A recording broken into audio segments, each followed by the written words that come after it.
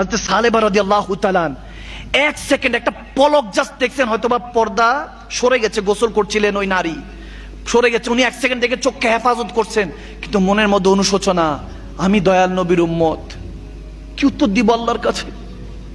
কি উত্তর দিব? আমার নামে কি আয়াত নাজিল হয়ে যায় কিনা যে সালেবা কাফের হয়ে গিয়েছে? চোখে মুখের মধ্যে ভয়, অন্তরের মধ্যে ভয়, নবীকে চেহারা কিভাবে দেখাবো? আমাদেরকে তো দেখাতে হবে কবরে গেলে এই চেহারাটা। নবীজি তো এই চেহারা দেখবেন। যদি নবীজি বলেন লাদ্রি চিনি নেই উম্মতকে, কাফের, মুশরিক, সে বেঈমান, সে কাযযাব, সে জিনাখোর, কি উত্তর দিবেন? নবীজি যদি আপনাকে না চিনে, কবর যার শেষ হয়ে গেল, তার আবার হাসর কি? সে তো ওখান থেকে ফিনারে জাহান্নাম খালিদিনা, চিরস্থায়ী জাহান্নাম তো সেখান থেকেই। নবী যদি চিনে যে উম্মতকে আমি চিনি, সেই তো জান্নাতে নবীজির সুপারিশ প্রাপ্ত হবে।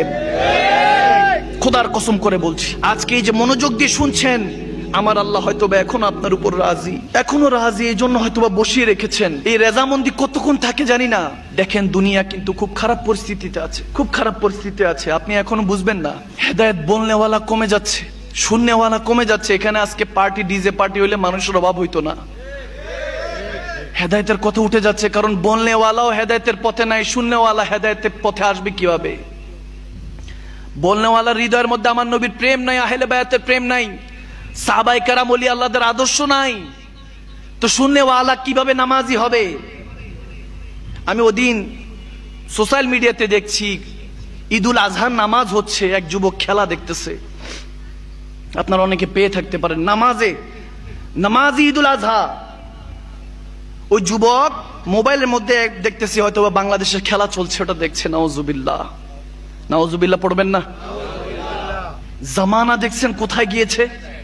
ওই যুবক এই চিন্তা তার মাথা থেকে চলে গিয়েছে। সে জাস্ট মনে করে ঈদুল আজহা মানে একটা ফেস্টিভ্যাল, উৎসব, কিন্তু এটা উৎসবের নাম নয়, এটা স্যাক্রিফাইসের নাম, এটা কোরবানির নাম। আজকে ওই যুবক ওই জায়গায় তার বাবার ছুরির নিচে পড়ে থাকতে পারতো, কিন্তু শুকরিয়া তান সে নামাজ পড়বে, আল্লাহর কাছে ক্ষমা চাইবে যে আল্লাহ এই কোরবানিকে তুমি কবুল করো। একদিকে এটা দেখতেছি যে কোরবানির নামাজে ছেলে খেলা দেখতেছে, খেলার মধ্যে মশগুল, নাউজুবিল্লাহ। অন্যদিকে শুনতেছি আরাফাতের ময়দানে এক পাকিস্তানি নারী, ছোট্ট একটা কন্যা সন্তান, সে হজের মুহূর্তে সন্তান প্রসব করেছে। সুবহানাল্লাহ।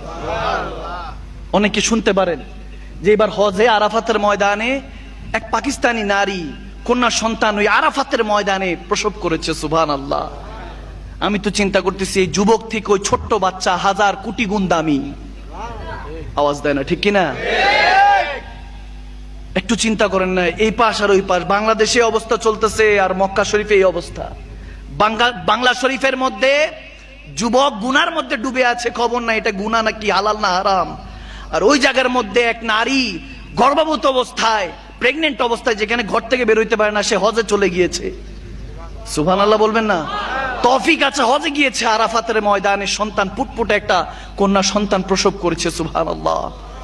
এই জন্য ভাইরা আমার, যারা কন্যা সন্তানের বাবা, খোদার কসম করে বলছি, আমার নবী বলতেছেন তোমরা যারা কন্যা সন্তানের পিতা তারা বড় সৌভাগ্যবান, কারণ আমিও নবী কন্যা সন্তানের পিতা। সুবহানাল্লাহ।